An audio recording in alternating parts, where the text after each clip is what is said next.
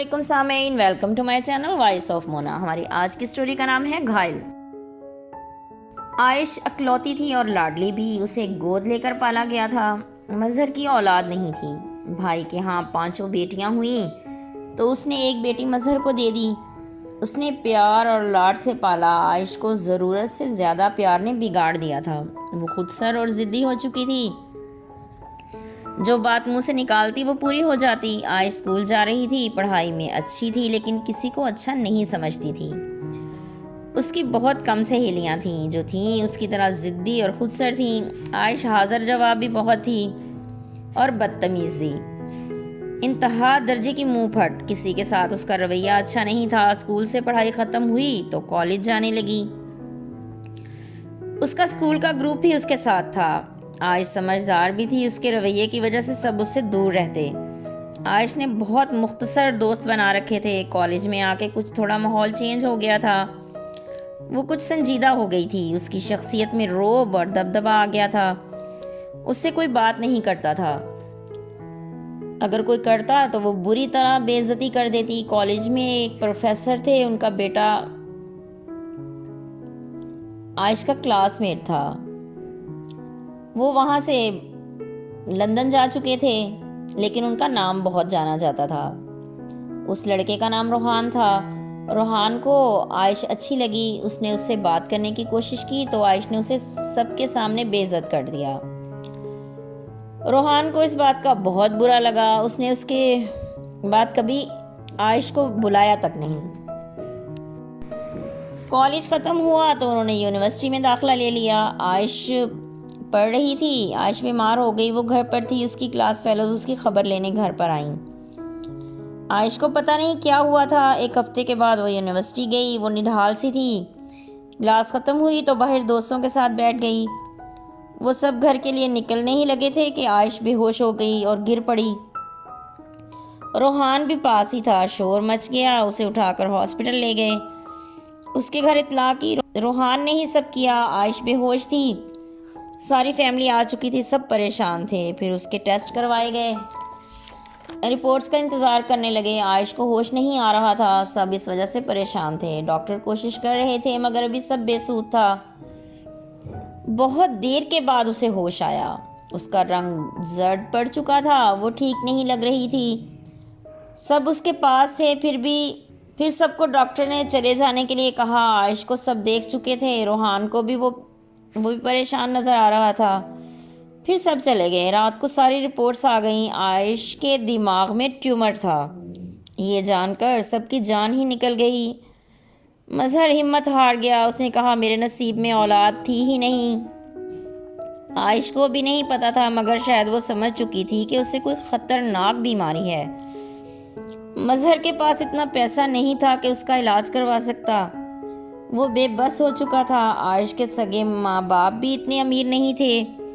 عائش کی class fellows کو پتہ چلا تو بات ساری یونیورسٹی میں پھیل گئی۔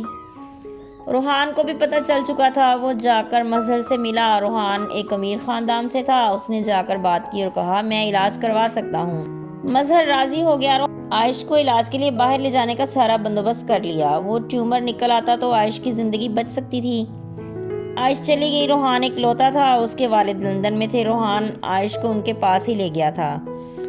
انہوں نے سارا بندوبست کر دیا۔ عائش کا علاج شروع ہو گیا۔ اس کی سرجری ہونا تھی، پھر اس کا آپریشن ہو گیا۔ آپریشن کامیاب تھا، وہ ٹھیک تھی، اس سے ہوش آ چکا تھا۔ ٹیومر سے اس کی جان چھوٹ گئی تھی لیکن اس کی نظر پر اثر پڑا تھا۔ وہ زندہ تھی، سب کے لیے یہی بہت بڑی بات تھی۔ روحان بھی خوش تھا۔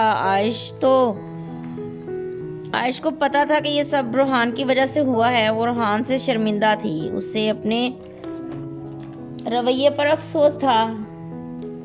وہ روحان سے نظر بھی نہیں ملا پا رہی تھی۔ روحان کے والد آتے جاتے رہتے۔ روحان بہت خیال رکھ رہا تھا عائش کا کیونکہ اس کی فیملی میں سے کوئی نہیں آیا تھا ساتھ۔ وہ فون پر ہی رابطے میں تھے۔ عائش ٹھیک ہو رہی تھی، پھر اس کی آئی سائٹ کے لیے روحان نے ڈاکٹر سے بات کی۔ ان کے چیک اپ کے بعد انہوں نے بتایا کہ وقت کے ساتھ ساتھ صحیح ہو جائے گی۔ عائش صحیح ہو رہی تھی، اسے ہاسپٹل سے چھٹی ہو گئی۔ وہ اب روحان کے گھر چلی گئی تھی۔ روحان کی فیملی بہت اچھی تھی، عائش کا بہت خیال رکھ رہے تھے۔ عائش اب کافی بدل چکی تھی، اس کا مزاج چینج ہو چکا تھا۔ جب چیک اپ ہوتا تو روحان اور اس کے والد خود لے کر جاتے۔ عائشہ بہت بہتر تھی، روحان کبھی اس سے فری ہو کے بات نہیں کرتا تھا۔ اس نے اسے بول دیا تھا کہ انسانیت کے ناطے سب کر رہا ہوں، مجھے غلط نہیں سمجھنا، تم ٹھیک ہو جاؤ اور اپنے گھر خیریت سے چلی جاؤ، میرا بس یہی مقصد ہے، اس کے علاوہ کچھ نہیں۔ عائش کو شرمندگی محسوس ہوتی لیکن وہ بول نہیں پا رہی تھی۔ پھر وہ مکمل ٹھیک ہو گئی، اس کی واپسی کا وقت آ گیا۔ روحان اور وہ آج واپس جا رہے تھے، ایئرپورٹ پر انہیں لینے آئے اور روحان سب سے ملا، پھر عائش اپنے اور وہ اپنے گھر چل دی۔ عائش اسے کچھ نہیں بول سکی۔ مظہر نے روحان سے کہا ہمارے ساتھ چلو، لیکن اس نے انکار کر دیا۔ پھر وہ چلے گئے، روحان اپنے گھر چل دیا۔ عائش گھر پہنچی تو سب آئے ہوئے تھے لیکن وہ خوش نہیں تھی، اس کی کیفیت عجیب سی تھی، وہ سمجھ ہی نہیں پا رہی تھی۔ دوسرے دن سب یونیورسٹی فیلوز اس کی خبر لینے آئے، روحان نہیں آیا تھا، اسے پتا تھا وہ آئے گا بھی نہیں۔ وہ اس کے رویے سے گھائل ہوا تھا اور وہ بھی اس کی وجہ سے پریشان تھی، اس کا ضمیر اسے ملامت کر رہا تھا۔ اس نے اتنے برے رویے کے باوجود اس کا علاج کروایا خود جا کر، اور وہ اس کی بدولت آج ٹھیک تھی۔ اس نے پیسہ اور ٹائم دونوں صرف کیے تھے اور اس بات کا احساس تھا عائش کو، اس کے گھر والوں کو بھی۔ روحان پھر بھی نہیں آیا، عائش کا ٹائم بھی بہت ضائع ہو گیا تھا۔ وہ یونیورسٹی جانا چاہتی تھی لیکن گھر والوں نے منع کر دیا کہ دماغ پر زور نہیں ڈالنا۔ وہ گھر پر ہی تھی، اس نے روحان کو کال کی اور اسے سوری کہا۔ اس نے کہا ایسی کوئی بات نہیں ہے، میں ٹھیک ہوں، تم پریشان نہیں ہو اور اپنا خیال رکھو۔ جیتے رہیے، خوش رہیے، ملتے ہیں اگلی کہانی کے ساتھ۔